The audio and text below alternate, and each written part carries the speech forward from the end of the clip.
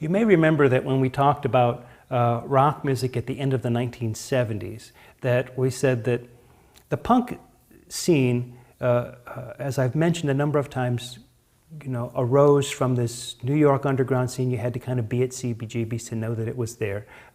Some elements of that, especially the music of the Ramones, translated into a UK scene where Malcolm McLaren put together the Sex Pistols, and then they created a big fuss, and that translated back over to this side of the Atlantic, and a lot of the groups that had been relatively unknown before the Sex Pistols, who were sort of playing those gigs at CBGB and Max's Kansas City, all of a sudden were able to get major label deals, and by the end of the 70s, groups like Talking Heads and Blondie were having pretty good success.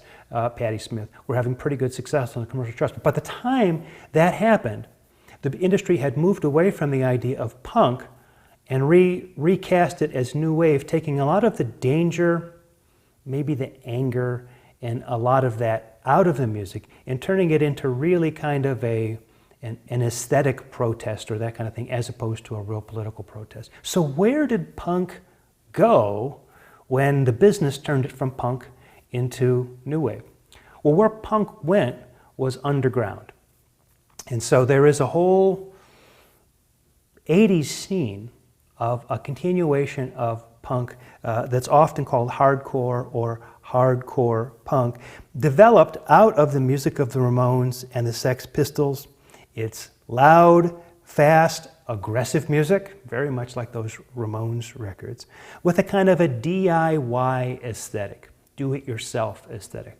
In many cases, not just bands doing it yourself, carrying your own gear and booking your own shows, but actually starting their own record labels and distributing those records through small independent record stores in local and regional kinds of areas. So when we start to talk about the hardcore scene and the way it lays the groundwork for a larger kind of network of alternative music that's off the popular music radar in many kinds of ways, when we start that discussion, we really start talking about various kinds of local scenes. And I'm going to focus, we could go on and on about the many different local scenes that involve hardcore punk, but I'm choosing three to talk about here, and that's the one in Los Angeles, the one in Washington, D.C., which kind of hooks up with the New York scene, and also the one in Minneapolis, St. Paul, the Twin Cities in Minnesota. So let's start with Los Angeles.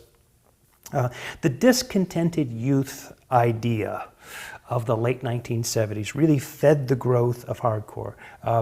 There were still, in this country, a lot of kids who were discontented. It's hard to understand exactly, in many ways, what they were so discontented about. But there was a certain amount of discontent, a certain amount of alienation going on in the country. And there's a film called The Decline of Western Civilization by Penelope Spheris, I think is the way she says her name. It was released in 1980 and really was a document of the hardcore punk scene, or the scene that was developing out of punk music in LA during 1979 and 1980. Ended up, there were three films called The Decline of Western Civilization. Another one deals with heavy metal. Anyway, to get an idea of some of the attitudes that went with some of these hardcore punk groups, let's take a look at a group out of the LA scene called Fear, led by vocalist Lee Ving. They appeared on Saturday Night Live in 1981, and here's what happened. They played a song called New York's All Right If You Like Saxophones, which is essentially a song criticizing New York, as not being a very good place to live or a very hip place. So they go to New York to play this song on live TV. During the course of the performance, they shout at the audience, "New York sucks," right? Just trying to antagonize them. When some of the members of the audience start doing moshing or slam dancing, where if you don't know about it, is where people run into each other sort of on purpose and consensually, but that's essentially what they do. It was so unfamiliar to some of the people that were in the studio there, especially the producers who were running the show, that when it started happening, they actually sort of faded to commercial in the middle of the song because they were afraid some kind of a riot was breaking out. That kind of giving the finger to authority, getting into a position where you can do some real damage, and then having the courage to do it. and the audacity to do it was very much at the heart of this aesthetic. It was anti-establishment, and it wasn't, I guess to a certain extent it was anti-political establishment. And that's certainly a part of it, but for our purposes it was anti-music business establishment, and that's what the whole acting out episode on Saturday Night Live with Fear was about. But when we talk about the Los Angeles scene, probably the most important group out of that scene is a group called Black Flag, led by Greg Ginn. They formed their own label, SST, and this label released a lot of the music, not just from the Los Angeles scene, but from a lot of the other scenes, released this music and got it distributed among hardcore punk scenes around the country. So very important, not only as a band, but as businessmen who made this scene happen. The record that people usually point to is from 1978. It's a 4-song EP. A lot of these groups did EP records where there'd only be like 4 songs on an album. A Nervous Breakdown, this one's called From Black Flag. Rough production values here, fast tempos, distorted guitars, screamed vocals, profane lyrics about youthful alienation. The songs are very short. The entire EP, all 4 songs, last about 5 minutes. So we're talking about very short songs. Something the Ramones were actually very famous for doing, so you can see the influence there. The classic LA hardcore album comes from Black Flag. It's called Damaged from 1981.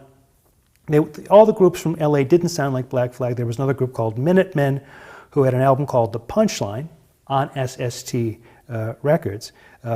That had less distortion and less of the sort of anarchistic kind of attitude that you found with Black Flag. There was also a hardcore scene in Washington, D.C., which had different kind of attitudes than the one that you find in L.A. Here, the attitudes had to do with things like racial tolerance, and they had sort of more of an intellectual approach to politics and political change, less sort of, angry ranting, and more sort of, intellectual debate. It was maybe a little bit more of a refined discourse that went on there. Some of the groups were very much anti-drug and anti-alcohol, giving rise to the straight edge movement inside of this. One of the important bands to start in DC was a group called Bad Brains, which is interesting in many ways because it was an all African-American band that blended reggae and funk into their punk music. Their classic album is just simply called Bad Brains from 1982. The group started in DC, but then moved to New York and became part of the New York hardcore scene. Remember, the same hardcore scene that the Beastie Boys, as the Beasties, were originally a part of before they turned to rap a little bit later in the decade. The group that stayed in DC and really made a big difference was fronted by Ian McKay, who was a musician and a label owner. His label called Discord. His first group, the Teen Idols, spelled I-D-L-E-S, had a EP in 1981 called Minor Disturbance, and then the group Minor Threat brought out 2 more EPs after Teen Idols broke up, one called Minor Threat and the other one called In My Eyes, both in 1981. This is the group that really advocated the drug and alcohol-free lifestyle, or the straight edge movement. Another scene is the one in the Twin Cities, Minnesota. This scene, the music being a little bit more melodic, and again, shying away from aggressive rants, which made it a little bit more accessible. It was it seemed less angry on the surface and more sort of tuneful in a certain kind of way, and that attracted maybe a lot broader audience than maybe some of the other groups I'm talking about would have done. 2 big groups we'll talk about from the Minnesota scene, The Replacements and Husker Du. The Replacements were led by Paul Westerberg, formed in 1979.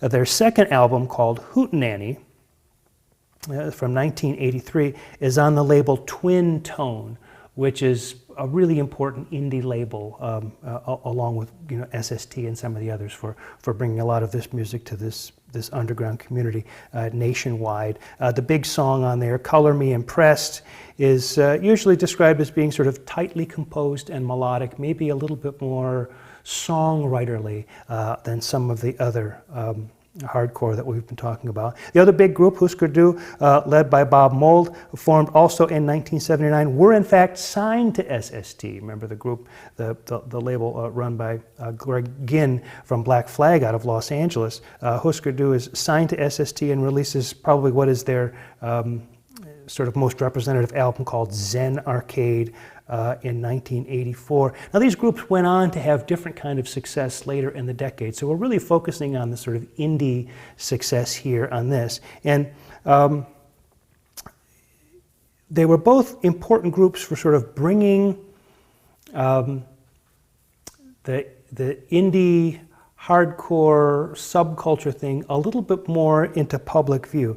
Both the Replacements and Husker Du had videos for songs that they had done. The Replacements had a video of their 1985 song Bastards of Young, and Husker Du had one for Makes No Sense at All, also from 1985. And both were featured on an MTV show that debuted in 1986 called 120 Minutes. And 120 Minutes, like Yo MTV Raps was about rap and Headbangers Ball was about heavy metal, although this one, debuting a year earlier, a year and 2 years earlier than the others, was devoted entirely to this alternative scene. And so these videos got MTV airplay. What's interesting is Husker Du, being from Minneapolis, St. Paul, the B-side of Makes No Sense at All was Love Is All Around, which TV junkies will know is the theme song to the Mary Tyler Moore Show.